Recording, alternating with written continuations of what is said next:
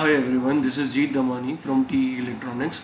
So in this experiment we are going to study design of a differentiator using OPAMP OP07 and study its frequency response using LTSpice software.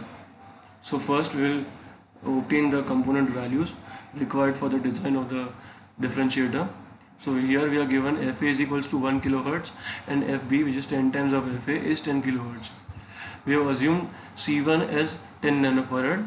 So using this formula of Fa is equals to 1 upon 2 pi RF C1, we are getting RF is equals to 16 kilo ohms. Similarly, using this formula of FB is equals to 1 upon 2 pi R1 C1, we are getting R1 is equals to 1.6 kilo ohms. Then using this formula of R1 C1 is equals to RF CF, we are calculating the value of CF is equals to 1 nanofarad. And for the offset compensation resistor, which is parallel combination of R1 and RF, it comes out to be equal to 1.6 kilo ohms, that is, which is equal to R1. Now moving to the design of the differentiator. So in the LTSpice, now we'll create a new schematic. For that, click on this new schematic option. To place a component, click on this component option, type in OP07, that is OPAMP.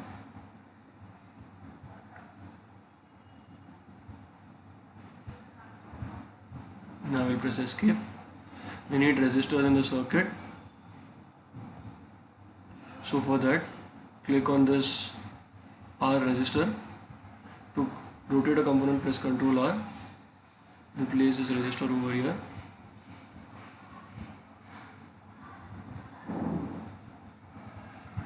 Place another resistor over here. Rotate again this component using Ctrl R.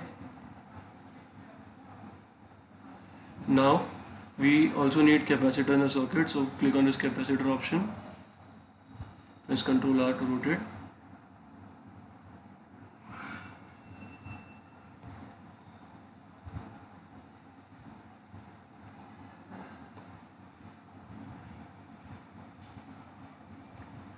Now we also need a power supply for this inverting terminal of the op-amp. So again, go to this component option, type in voltage and place a voltage source over here.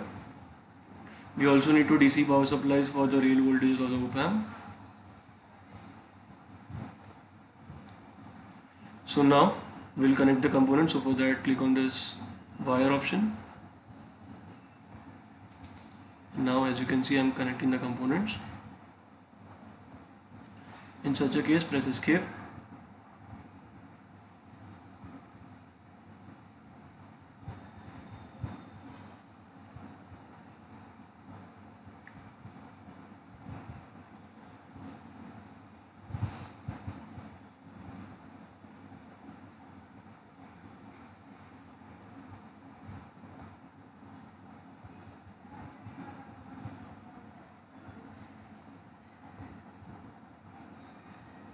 We'll press escape.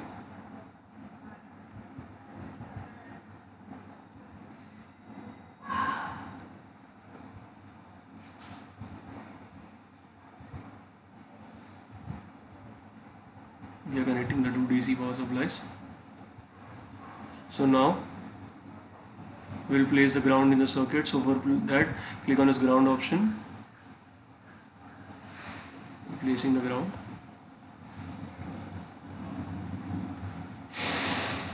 The common terminal of both the supplies will be grounded.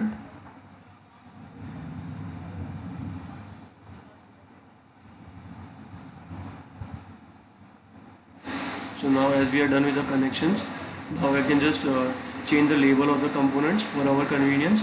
So for that, I will just rename this as CF. So for that, I have just right click on this label and changing it to CF. Similarly, right click on this label, change this to RF. Right click on this label, I will change this to RComp compensation.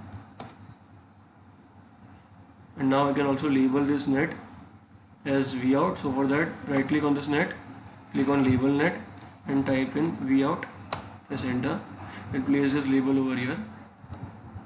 Similarly, we can label this net also. So right click on this net, click on label net and type in VCC We'll also place the VCC label over here for the op-amp supply. Similarly, right click on this net, type in label net and type in VEE.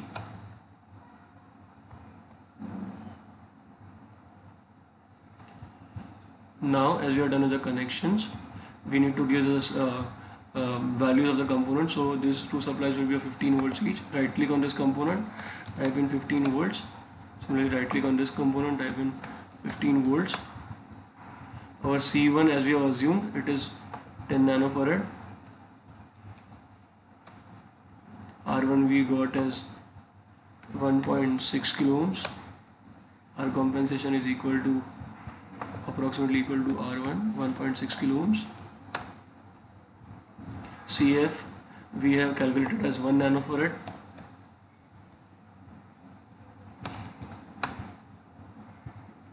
And RF we have calculated as 16 kilo ohms. Now for this supply, this will be a sinusoidal source. So for that, right click on this component, go to advanced. Now go to this sine and type in DC offset as 0. Amplitude will be 0.5 volts. That is a 1 volt peak to peak input, and frequency will be 1 kilohertz. Give this AC amplitude as 1. Small signal AC analysis. AC amplitude will be 1. Click on OK. Now, as we are done with our circuit, we'll simulate it. For that, click on the simulate option, click on run. Go to AC analysis, select type of sweep as linear. Your number of points as 1000. Start frequency will be 1 Hz, stop frequency will be 100 kilohertz. So now just click on this V out net. We'll maximize this output. So now just right click on this x-axis, check this logarithmic box and just change this to 1.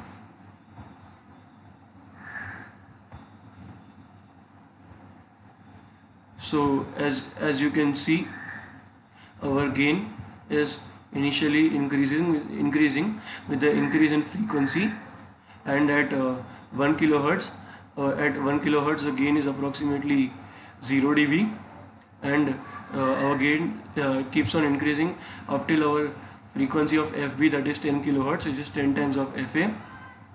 So our gain increases up till our frequency of FB, which is our 10 kilohertz, and after an increase in frequency greater than FB, the gain will start to decrease with a slope of minus 20 dB per decade. Here the gain is increasing with a slope of 20 dB plus 20 dB per decade.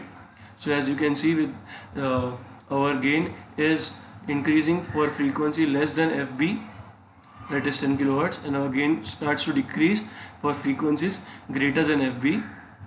So we have studied the frequency response of a differentiator. So now we will also see the transient analysis. So for the transient analysis, just right click on this component. We will remove this AC amplitude. We will also change this analysis. Right click on this, go to transient analysis, change the stop time to say 5 milliseconds. Now we can click on simulate and run. So we are giving a 1 volt peak to peak sine input. So for a sine input, the output is a cosine wave for a differentiator. So we have seen this.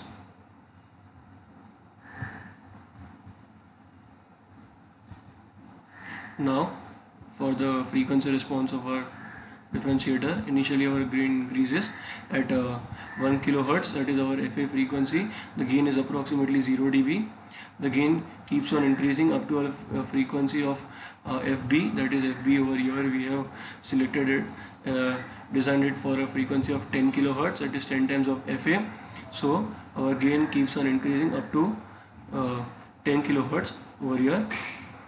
which is the maximum gain. From frequency greater than FB, the gain will start to decrease, as we have seen in the frequency response of the differentiator. We have also seen that for a sine wave input, the output is a cosine wave. Similarly, for a square wave, the output is spikes, positive and negative spikes. And for a triangular wave input, the output is a square wave. And we have studied the frequency response in the simulation part. So for the frequencies less than FB, that is our 10 kHz frequency, the gain is increasing, and for frequencies greater than FB, the gain of the differentiator starts to decrease, and at FA, that is equal to 1 kHz, the gain is approximately 0 dB. So we have studied the frequency response of a differentiator. Thank you.